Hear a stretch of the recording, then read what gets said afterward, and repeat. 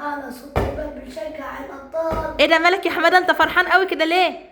الزمالك اتعادل يا ماما، يعني لو الأهلي شد حيله وكسب هيبقى هو الأول، ويا سلام لو كسب الزمالك بقى ايه اللي هيحصل؟ هيبقى هو بطل الأبطال في الدوري. يا خبر، عشان كده انت فرحان؟ اه. كنت بتغني ايه؟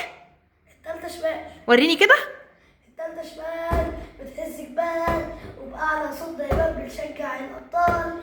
فريق كبير، فريق عظيم، أدي له عمري وقلبي أكيد. أوه أوه.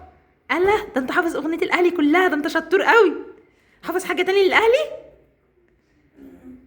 هي دي اللي أنا حافظها كاملة يعني. طب في حاجه تانية انت حافظها حتى لو مش كامله؟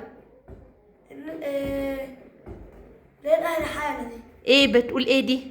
وبقول لك ايه، الاهلي حاله احب غيره استحاله. طب بقول لك ايه، تتوقع الاهلي يكسب كام؟ لا عادي، الاهلي كل مواجهه بيكسب الزمالك وش. طب باي باي بقى يا حمد. سلام. سلام.